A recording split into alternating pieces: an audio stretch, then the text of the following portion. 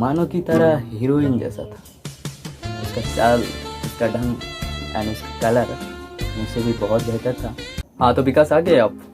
सो विकास बैठो तुम इधर। आप सुनना चाहते हो तो ना बहुत दिनों से पहले कि मेरी लाइफ में 7 क्लास में क्या घटी थी, तो सुनाता हूँ, बैठो। रविन तू भी सुन, गेम खेला बंद कर दे और अपने मार्क्स भी उधर दे। सो उस वक्त साल थी 2014, बोले तो 2014, और मैं बहुत छोटा था। कुछ भी करके पढ़ाई लिखाई उतना अच्छे नहीं चलती थी, लेकिन फिर भी 4th स्टैंडर्ड में तो पास कर चुका हूँ और 5th स्टैंडर्ड में बड़ी स्कूल में भर्ती हो गया। तो ऐसे करते करते भर्ती तो हो गया, लेकिन जब वो कहती है ना कि नई स्कूल में जब जाते हो हीरोपंती थोड़ी बढ़ जाता है, लेकिन मेरे लाइफ में ऐसे कुछ घटी नहीं। मैं बिल्कुल सीधा साधा लड़का था और 2-4 दोस्त थी, वो भी मेरी पड़ोस वाली, ठीक है, उनके साथ ही जाता था और दिन अच्छा बीत रहा था। स्कूल में मेरी पहली दिन थी और ऐसा मानो कि कोई मुझे पहचानता ही नहीं है, बस अपने अंदर खोया रहता हूँ और सीधा पैदल चल के गया था, क्योंकि स्कूल के जाने के लिए रास्ता बहुत ज़्यादा ही बड़ा था। लेकिन क्या करूँ, 30 मिनट तक मेरे को पैदल चल के ही स्कूल जाना पड़ती थी उस वक्त। फिर ऐसे करते करते 2 साल बीत गई, मतलब 15 या 16 साल बीत गया। अब आया 17 साल। अब 17 साल में 7 क्लास में तो मैं आ चुका हूँ और मिल चुका है एक गड्डी, मतलब 2 पैर वाला साइकिल, क्योंकि उस वक्त मेरे पापा ने दी थी मुझे, और उसका प्राइस भी काफ़ी ज़्यादा ही था, 4000 रुपया, जो उस वक्त काफ़ी बहुत ज़्यादा ही अमाउंट था उसका। तो मिलने के बाद मैंने क्या किया कि नई साइकिल लेके 7th स्टैंडर्ड में भर्ती हो गया, और 7th स्टैंडर्ड से जो है मैंने नई साइकिल लेके जा रहा था। तो फील बहुत अंदर से बहुत आ रहा था कि मैं हीरो बन गया, और उस वक्त मुझे कोई नहीं पहचानता। 2 साल बीत गए उस स्कूल में, लेकिन कोई नहीं पहचानता। मतलब ऐसा मानो कि मैं बहुत सीधा साधा लड़का हूँ, और जैसे बाकी लड़का क्या करते हैं, बहुत लड़कियों को देखता है, उसके पीछे भागता है, लेकिन मैं ऐसा नहीं करता। मैं जैसे ही आता था स्कूल में बैठता हूँ और क्लास शुरू होता तो मैं जो है लास्ट बेंच पर बैठता हूँ, और जैसे ही क्लास शुरू होता है और मिडिल में कभी कभी सो जाता था। सो ऐसे सोने के बाद बहुत मानो पिटाई बहुत होता था मेरा, लेकिन क्या करूँ, उस वक्त मैं 7th स्टैंडर्ड में क्लास B में था, काफ़ी ज़्यादा बच्चा एंड स्टूडेंट था। और उस वक्त 1 साल मतलब कुछ महीना का बाद मेरा एग्ज़ाम हो गया। उसके बाद जो है से B एंड A दोनों एक साथ मिल गए। अब ऐसे मिलने के बाद क्या हुआ, अचानक मेरी ज़िंदगी में एक ट्विस्ट आ गया। वो ये कि उस वक्त जब B स्टैंडर्ड और A स्टैंडर्ड दोनों एक साथ चलती थी, होती थी क्लास, उसके बाद मेरी मानो, हाँ सुन तो सही, पहले बक बक मत करो, सुनो। हाँ बता पहले। हाँ तू भी सुन, कितने बार तुझे समझाना पड़ेगा, ये ऐसे वाला लूप मत कर, अच्छे से सुन। तो क्या हुआ, उस वक्त एक लड़की थी, मानो की तरह हीरोइन जैसा था। उसका चाल, उसका ढंग एंड उसका कलर मुझसे भी बहुत बेहतर था। ऐसा मानो कि चाइना से आई कोई चीन का प्रोडक्ट, ऐसा। तो जैसे ही उसके दिन जो मेरी A एंड B का क्लास जो ख़त्म हो गया था, उसके बाद जो है मेरा ऊपर में क्लास होता था, तो ऊपर से सीढ़ी चढ़ के जो मैं नीचे आ रहा था, उस वक्त क्या हुआ, उस लड़की ने मुझे बुलाया, मेरे नाम से पुकारा, और मैंने जो फटाक से वहाँ पे रुक गई। अब गाड़ी रुकी है, कुछ नहीं हुआ, अभी तो होने वाला है।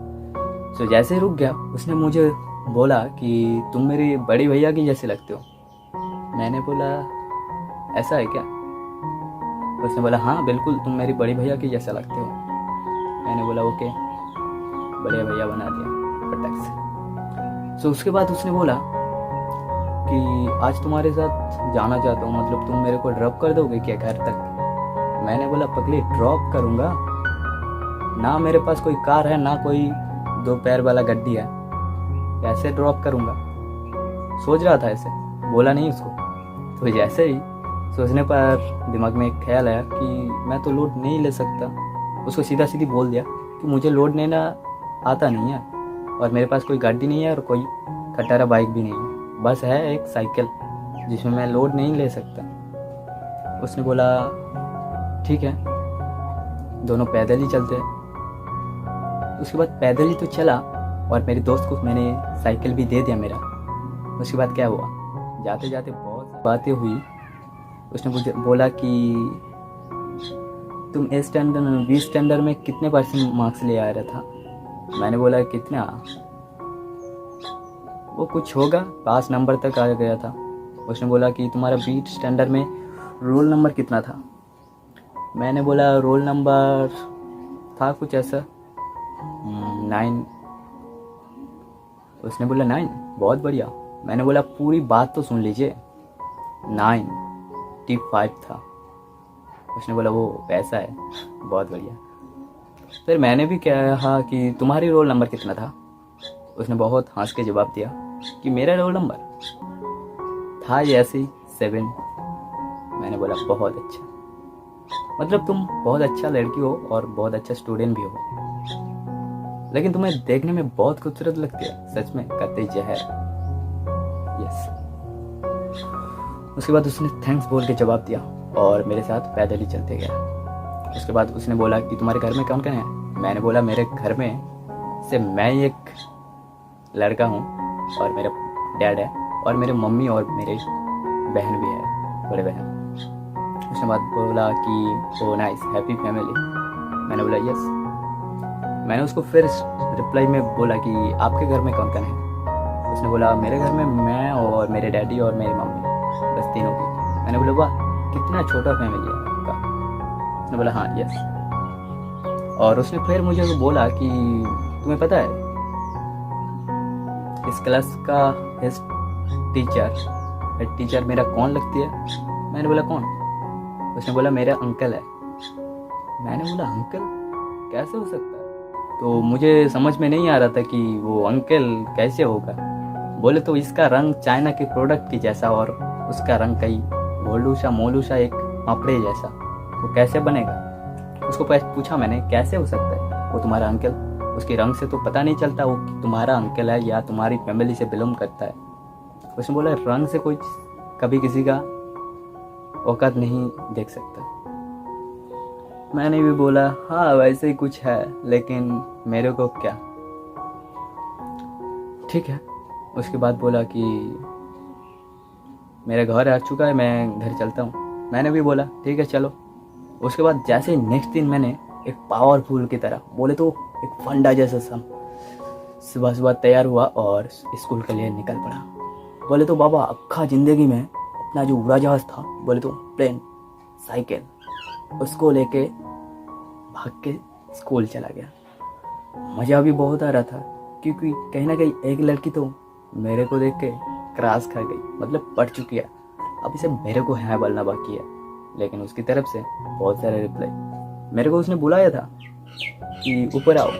मैंने उस वक्त मेरा दोस्त की सहारा लेके बोला कि नहीं आ सकता, क्या काम है। उसने बोला आ तो सही। मैंने बोला नहीं आऊँगा। फिर उन्हें गुस्सा आया और मुझे बोला ठीक है नहीं आना पड़ेगा तो नहीं आओ, बस करो। मैंने भी बोला ठीक है। उसके बाद अगले दिन जब स्कूल गया, मैंने दोस्तों से उड़ी उड़ी खबर मिली कि मैंने उसको प्रपोज किया और हमारे बीच में लव कनेक्शन चल रहा है। मैं था बहुत भोलापन लड़का और लव और मुझसे ऐसा कभी नहीं हो सकता। तो उस वक्त मैंने उसको ऐसे टाल दिया, मतलब कुछ नहीं बोला, छोड़ दिया उस बातों को, दिखासी कर दिया। सो उस वक्त मैं 7th स्टैंडर्ड और वो भी 7th स्टैंडर्ड एक साथ एक क्लास में पढ़ती थी और बहुत बार मिला करती थी, लेकिन कुछ बातें होती नहीं थी। मेरी मानो तो जब बुलाया था छात पे मैं नहीं गया, इसीलिए मुझे मेरे ऊपर गुस्सा आ गया, इसीलिए ठीक है जाने दो। उसके बाद जैसे मैंने 8th स्टैंडर्ड में जो अपनी क्लास उधर में छोड़ के मैंने हॉस्टल में चला गया था, उसके बाद से उसके साथ कोई भी कनेक्शन नहीं था। मेरी लाइफ में एक हीरोइन जैसा लड़की तो आया था, लेकिन उस वक्त मैं पैर की कोई मतलब ही नहीं समझ पाया था। ये थी मेरी बदनसीब। फिर भी छोड़ो, तुम्हारे लाइफ में कोई है तो बता दो अब। नहीं भाई, मेरे लाइफ में तो ऐसा कोई नहीं था, लेकिन तुम्हारी कहानी बहुत बढ़िया थी, सुनने में मज़ा आया। और आई होप कि ये कहानी आप लोगों को अच्छा लगा। सो ज़रूर लाइक करो और चैनल पे पहली बार तो चैनल को सब्सक्राइब ज़रूर करो। आगे इसी तरह का बहुत लेटेस्ट ब्लॉग देखने को मिलेगा। तो आज के लिए इतना ही, मिलते हैं नेक्स्ट।